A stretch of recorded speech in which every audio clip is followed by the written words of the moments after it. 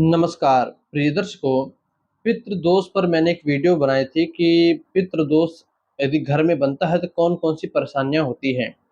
दर्शकों, उस वीडियो में मैंने कहा था कि आपको बहुत जल्द ही मैं जो है पितृदोष निवारण हेतु कुछ उपाय बतलाऊँगा। तो देखिए, यदि किसी के घर में पितृदोष बना है अथवा कुंडली में बना है तो ऐसे देखिए, पहले सबसे पहले कुंडली में बना है अथवा घर में बने, तो ऐसे व्यक्ति को पितृदोष की निवारण हेतु अथवा शांति हेतु पितरों की आराधना करनी चाहिए, आपको पता है। अब इसमें आप कुछ उपाय भी होते हैं और कुछ कर्मकांड संबंधित तथ्य भी होते हैं, कुछ कर्मकांड भी होते हैं। तो कर्मकांड यदि आपको कराना है तो ब्राह्मण को निमंत्रित कीजिए, पंडित जी करा देंगे आकर। अब उपाय जो होते हैं, मैं उपाय आपको बतलाता हूँ, छोटे-छोटे उपाय हैं। यदि आप पितृपक्ष के समय में खास करके इन उपायों को करते हो, वैसे पितृपक्ष में ही करना चाहिए, अन्य समय में इन उपायों को नहीं करना चाहिए। तो पितृपक्ष में इन उपायों को कीजिए और श्रद्धापूर्वक पितरों पर अपने विश्वास करके कीजिए। पितृदोष समाप्त होगा, पितरों की कृपा आपके ऊपर होगी और आपके सारे काम बनने लगेंगे। तो क्या सबसे पहले नुकसान होता है और उसके बाद कौन से उपाय करने चाहिए? आप उपाय को यहाँ पर देखिए और उपाय जानने के बाद क्या नुकसान होता है अथवा हम कैसे जान सकते हैं कि हमारे घर में पितृदोष बना है कि नहीं बना है, किन लक्षणों से, आपको हमारे चैनल पर वीडियो मिलेगी, चैनल पर वीडियो देखिएगा, परेशानियाँ किस प्रकार से होती है। तो आइए बात करते हैं हम उपायों की। दर्शकों, पहला उपाय है पीपल के पेड़ में जल देना अथवा दूध दान देना। अपने पितरों के नाम गोत्र बोलते हुए पिता का नाम, दादा का नाम, परदादा का नाम, जो मृत्यु को प्राप्त हो चुके हैं, जो आपके पूर्वज बन चुके हों, उन लोगों का गोत्र और नाम लेते हुए दोपहर के समय पितृपक्ष में किसी पीपल के पेड़ के नीचे थोड़ा सा दूध, काला तिल और फूल मिलाकर अथवा पानी, काला तिल और फूल मिलाकर पितरों का नाम लेते हुए पीपल के पेड़ के नीचे गिराना, पहला उपाय। दूसरा उपाय है पितरों के निमित्त दक्षिण दिशा की ओर तिल के तेल का दीपक जलाना। किसी भी गोधूली वेला में, पितृपक्ष के समय, शाम के समय गोधूली वेला में यदि आप घर से अपने दक्षिण जाकर, घर को छोड़कर घर के दक्षिण जाकर जलाते हो तो बहुत ही अच्छी बात है। अथवा अपने घर पे ही, छत पे ही, छत के ऊपर ही जहाँ पर आप रहते हो उसी जगह पर कहीं ना मिले तो पितरों के लिए थोड़ा-सा घर में साफ, जैसे भाई जो शहर में रहते हो, फ्लैट में रहते हो, उन्हें कहाँ जगह मिलेगी? बहुत लोग ऐसे जो छत पर भी नहीं जाते, उन्हें टेरेस भी नहीं मिलता, बाहर कर नहीं सकते। तो ऐसे लोग जो है अपने घर में थोड़ा-सा साफ जगह बना ले और उसी जगह सारे पितरों का कार्यक्रम करें। जैसे देवी-देवताओं के लिए मंदिर घर में बनाते हो, वहाँ पर साफ-सफाई रखते हो, इसी प्रकार पितरों के लिए घर में एक छोटा-सा दक्षिण दिशा की ओर जगह बना लीजिए। उसी जगह पर थोड़ा-सा काला तिल रखकर, तिल के तेल से प्लस वाली बाती बनाकर, लंबी बाती, प्लस वाली बाती बनाकर आपको तिल के तेल का दीपक जलाना है और बाती जो है दक्षिण दिशा की साइड जलेगी। पितरों का नाम गोत्र, देखिए नाम गोत्र आपको हर जगह बोलना है, नाम गोत्र बोलते हुए वह दीपक जलाइए, पितृ प्रसन्न होते हैं। इसके साथ ही साथ आप पितरों के लिए कुछ कच्चा अन्न, कुछ राशन भी दान दे सकते हो। किससे दान दें? कोई ब्राह्मण मिल जाए, उसे दे दीजिए। ना ब्राह्मण मिले तो किसी गुरुकुल में, किसी मठ में, किसी सन्यासियों के यहाँ अथवा किसी वृद्धाश्रम में, अनाथ आश्रम में आप दान दे दीजिए, कच्चा अन्न दे दीजिए, सरसों का तेल दान दीजिए, सब्जियों में खासकर आलू बैंगन की सब्जी दीजिए। और जो है, कुछ लोग कहेंगे पितरों को जो है बैंगन की सब्जी नहीं पसंद है, बैंगन उन्हें नहीं देना चाहिए, चढ़ाना चाहिए पितरों के निमित्त, ऐसी बात नहीं है। पितरों के निमित्त ही खासकर, शनि ग्रह के लिए ही खासकर आलू और बैंगन की सब्जी अथवा ये जो है राशन दिया जाता है। तो आप दीजिए इतना, ठीक। इसके बाद जो है पितृपक्ष में आप पितरों के लिए पिंड दान कर सकते हो। बहुत सारे पिंड दान होते हैं, पार्वण श्राद्ध होता है, नांदी श्राद्ध होता है अथवा अनेकानेक प्रकार के त्रिपिंडी श्राद्ध होते हैं। तो आप किसी ब्राह्मण से संपर्क करिए, जो आपके पुरोहित हो, आचार्य हो, उनसे संपर्क करके किसी एक प्रकार का श्राद्ध करवाइए जो कि आपके बजट में हो, जो कि जिसको आप अफोर्ड कर सको। तर्पण, पिंडदान, एक तर्पण होता है पितरों के लिए। तर्पण यानी जो आप पितरों के नाम से जल देते हो। अब सिर्फ आप पानी उठाइए बाल्टी से, ना गोत्र पितरों का नाम बोला, गोत्र बोला, पानी गिरा दिया पितरों को, ऐसे नहीं मिलता। आप जब तर्पण करते हो विधिवत शास्त्र के अनुसार, तो आपको पहले पूरब मुख से देवताओं के लिए करना होता है, उत्तर मुख से ऋषियों के लिए करना होता है, फिर दक्षिण मुख से पितरों के लिए करना होता है।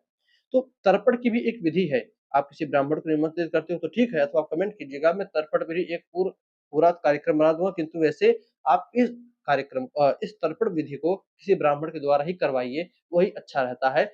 आपके नाम गोत्र को बोलते हुए, जानते हुए, आपकी स्थिति को देखते हुए वो ब्राह्मण कराता है।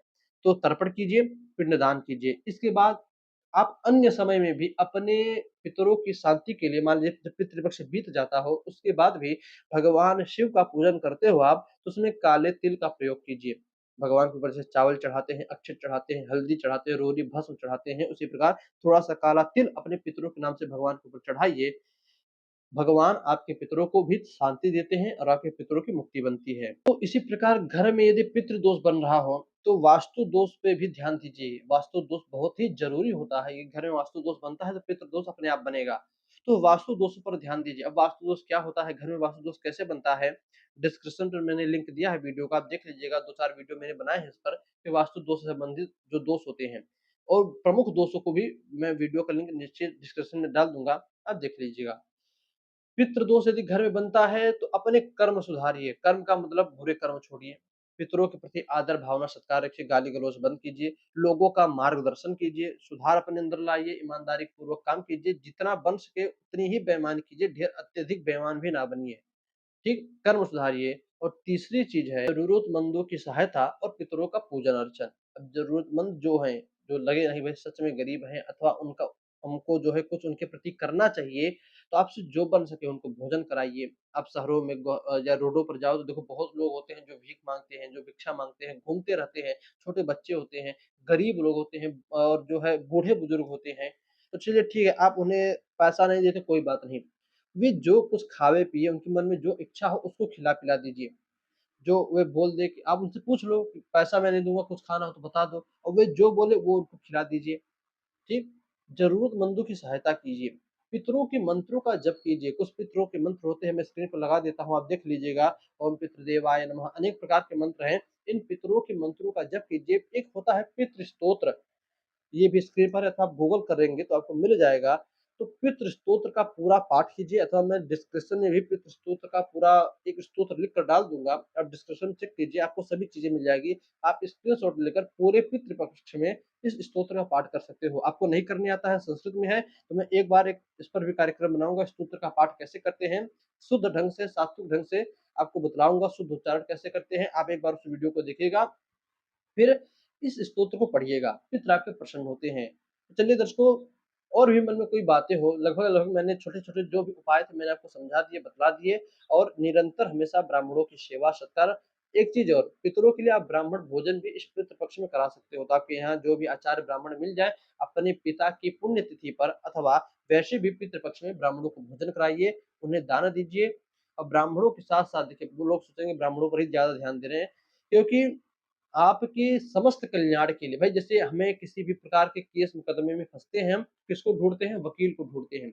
इसी प्रकार जब हम आध्यात्म जगत में फँसते हैं, जब हम शास्त्र के जगत में फँसते हैं, देव, पितृ, मनुष्य इन सब चीज़ों में फँसते हैं, तो हम जो वैदिक ब्राह्मण होता है, जिन्होंने शास्त्रों को अध्ययन किया है, उसको ढूँढना चाहिए क्योंकि वही आपको सही ढंग से उस परेशानी में से निकाल सकता है। जैसे भाई बहुत गंभीर केस हो और अदालत में केस चल रही हो, तो बहुत ही अच्छा वकील जिसने पढ़ा-लिखा हो, जिसे धाराओं का ज्ञान हो, जो बातों को तिकड़मी ढंग से बतिया सकता है, ऐसा वकील ही आपको आपके उस केस से बचा सकता है। ठीक इसी प्रकार इस आध्यात्म जगत में भी जो ब्राह्मण जिस ब्राह्मण ने शास्त्रों का अध्ययन किया हो, शास्त्रों को पढ़ा हो, पुराणों को पढ़ा हो, वही ब्राह्मण आपके पितरों से आपको कृपा दृष्टि दिलवा सकता है। देवी-देवताओं का पूजन अर्चन करके आपके ऊपर कृपा दृष्टि डलवा सकता है। तो उम्मीद करता हूँ आपने सारी बातों को समझा होगा।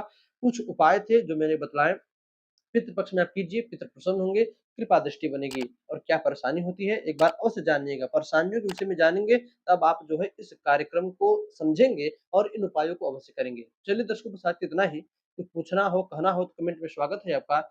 इजाज़त दीजिए हमें पुनः भी आपसे भी मुलाकात होगी जल्द ही किसी नए वीडियो में, नए टॉपिक के साथ।